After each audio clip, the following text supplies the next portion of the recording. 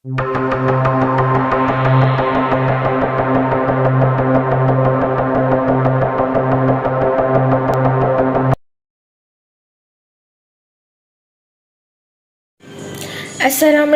dan selamat malam. Saya Nur Iliina binti Syahipul Hazlin yang memegang nombor matrik D2010155 dari kumpulan 2. Di sini saya ingin menyampaikan artikel berkaitan penderaan perkembangan fizikal kanak-kanak. Menurut Dasar Perlindungan Kanak-kanak Negara, penderaan kanak-kanak didefinisikan sebagai satu pencabulan atau pelanggaran yang serius terhadap hak kanak-kanak untuk berkembang dalam keadaan sihat dan bermaruah. Di samping menyebabkan risiko dalam kelangsungan hidup mereka, perkara ini bakal merosakkan kehidupan serta masa depan mereka, apatah lagi masa depan negara.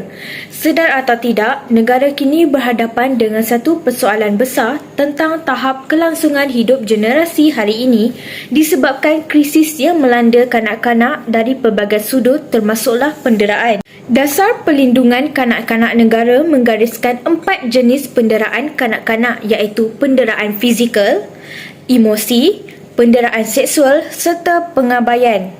Penderaan fizikal membawa maksud apabila seseorang kanak-kanak yang dicederakan dari segi fizikal menyebabkan kecederaan tersebut boleh dilihat pada mana-mana bahagian tubuh kanak-kanak itu akibat kekerasan atau penggunaan ejen yang disengajakan kepada tubuh kanak-kanak itu.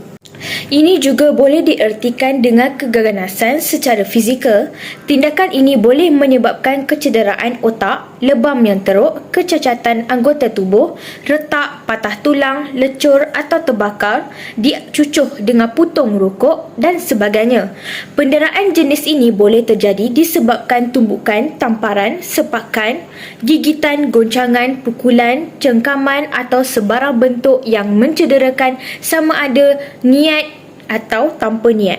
Penderaan fizikal antara kes yang tertinggi menyumbang kepada jumlah besar kes penderaan kanak-kanak daripada kategori penderaan fizikal. Penderaan fizikal yang membawa kecederaan tubuh badan kanak-kanak ini diperhatikan meningkat dari tahun 2016 hingga 2020. Dengan peningkatan kes sebanyak 83 kes daripada 1,134 kes kepada 1,217 kes. Kemudian mengalami penurunan kes sebanyak 50 kes dengan jumlah 1,016 kes pada tahun 2015. Walau bagaimanapun, angka ini mencatatkan kenaikan lebih 2 kali ganda pada 2 tahun berikutnya di mana pada tahun 2017. Kes penderaan fizikal meningkat sebanyak 325 kes dengan jumlah sebanyak 1,625 kes berbanding tahun 2016 sebanyak 1,303 kes. Kajian daripada aspek jantina menunjukkan kanak-kanak lelaki lebih tinggi menerima penderaan berbanding kanak-kanak perempuan.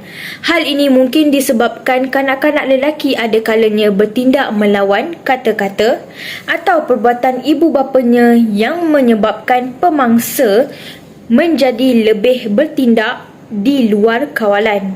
Telah banyak laporan daripada akhbar dan media massa menunjukkan kesan penderaan fizikal terhadap mangsa bukan sahaja boleh membawa kepada kerosakan organ, otak dan tubuh badan kanak-kanak, malah kesan penderaan fizikal juga boleh membawa kepada kematian. Sehubungan itu, penderaan jenis ini perlu ditangani segera dalam mencegah kes kematian kanak-kanak dari semasa ke semasa. Kategori kes penderaan yang berpunca daripada pendera ibu bapa terdiri daripada 12 faktor, iaitu faktor perbalahan keluarga, ibu bapa kaki botol ataupun mabuk, kaki judi, penagih, terlibat dengan jenayah, gila seks serta ibu mengikut teman lelaki. Selain itu, di bawah kategori ini juga termasuk faktor pendera juga merupakan mangsa dera. Pendera mengalami kesihatan mental, mempercayai kepercayaan karut, ibu bapa pecuai serta masalah kewangan. Bagi kategori kes penderaan yang berpunca daripada mangsa atau kanak-kanak pula adalah terdiri daripada faktor kanak-kanak seorang yang hyperaktif. Kanak-kanak dipelihara oleh orang lain semasa kecil. Kanak-kanak tersebut merupakan anak tiri atau angkat, iaitu anak orang lain, anak tidak sah taraf, serta kanak-kanak tersebut mempunyai kecacatan. Seterusnya, kategori kes penderaan yang berpunca daripada lain-lain sebab adalah berpunca daripada gabungan lain-lain faktor serta faktor yang tidak diketahui. Seterusnya, masalah kewangan merupakan faktor yang tidak terlepas daripada kebanyakan keluarga.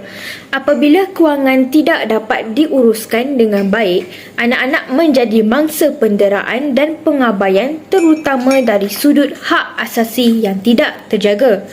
Faktor ini dilihat semakin meningkat dari tahun ke tahun bermula dengan 348 kes pada tahun 2018 meningkat kepada 390 kes pada tahun 2018 dan meningkat sekali lagi pada tahun 2019 dengan cacatan 419 kes. Pada tahun 2019 turut mencatatkan peningkatan sebanyak 528 kes disusuli dengan 598 kes pada tahun 2017. Peningkatan kes bagi masalah kewangan ini dilihat mempunyai kaitan dengan keadaan ekonomi semasa yang tidak menentu menyebabkan hak anak-anak terabai. Dalam fasa zaman semakin moden dan teknologi semakin canggih pada hari ini, kos sara hidup terutamanya di bandar-bandar juga semakin meningkat menyebabkan masyarakat terutamanya golongan berpendapatan rendah mengalami kesempitan hidup sehingga wujudnya fenomena kemiskinan bandar. Hal ini dilihat selari dengan kenyataan Timbalan Menteri Pembangunan Wanita, Keluarga dan Masyarakat. Malah menurutnya isu kewangan ini juga boleh menyebabkan punca pergaduhan di antara suami dan isteri. Seterusnya, anak-anak menjadi mangsa keadaan. Faktor seterusnya berlaku penderaan disebabkan mangsa adalah kerana kanak-kanak tersebut merupakan anak tidak sah taraf. Statistik menunjukkan peningkatan kes berlaku pada tahun 2018 iaitu dengan cacatan 232 kes berbanding 122 kes pada tahun 2017.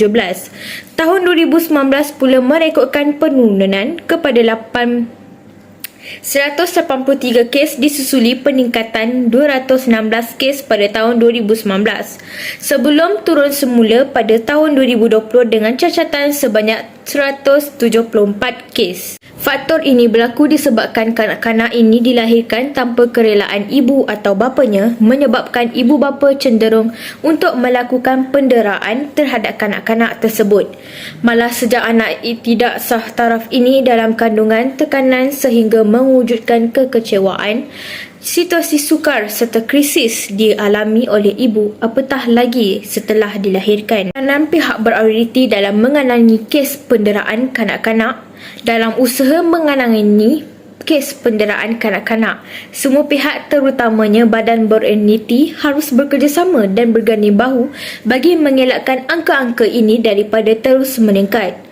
Dari aspek undang-undang, tidak dinafikan penguatkuasaan undang-undang terhadap pendera dalam memelihara dan mempertahankan hak kanak-kanak yang semakin tegas pada masa kini sehingga mewujudkan mahkamah jenayah khas untuk kanak-kanak adalah satu usaha yang wajar dipuji.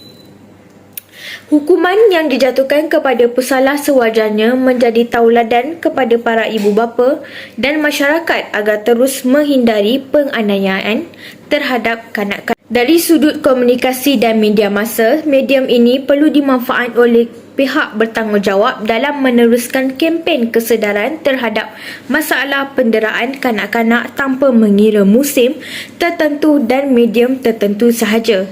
Intipati rancangan drama, berita serta iklan-iklan di kaca televisyen, corong radio, akhbar-akhbar perlu menekankan mesej kesedaran ini dengan baik sehingga penerapan terhadap sikap anggota masyarakat dapat dibentuk. Kempen-kempen yang telah dijalankan sebelum ini sewajarnya dibuat semakan dan penilaian bagi mengetahui sejauh mana keberkesanannya. Badan Autoriti merupakan institusi utama yang harus menggalas tugas mengurangkan kes penderaan dalam kalangan kanak-kanak di samping badan-badan bukan kerajaan lain serta masyarakat. Badan-badan kerajaan seperti Jabatan Kebajikan Masyarakat, Lembaga Pembangunan Penduduk, Keluarga dan Negara, Jabatan Agama serta agensi-agensi lain yang terlibat secara langsung dengan keluarga dan masyarakat harus bertindak dengan lebih proaktif untuk mendekati masyarakat dan menyelami permasalahan mereka. Program-program kesedaran, kemahiran keibubapaan, pemanfaatan kerohanian serta aktiviti-aktiviti keluarga boleh dirancangkan mengikut lokaliti setempat di setiap negeri-negeri yang di Malaysia. Tumpuan harus diberikan kepada negeri yang mencatatkan kes penderaan yang tinggi tanpa mengabaikan negeri lain yang mencatatkan rekod sederhana dan sedikit. Kanak-kanak ini sewajarnya dipelihara dan dididik dengan baik dan penuh kasih sayang agar mereka dapat membesar dan berkembang sebagai individu yang boleh menyumbang kepada agama, negara dan bangsa. Kerana merekalah yang bakal mewarisi serta mencorakkan masa depan negara suatu masa nanti. Tidak dapat tidak kajian berkaitan keluarga sejahtera dan selamat serta kajian terhadap penghayatan keagamaan terutamanya akidah dan adab kekeluargaan Malaysia harus terus diperkayakan agar dapat menjadi panduan dan bimbingan kepada masyarakat khususnya kepada ibu bapa.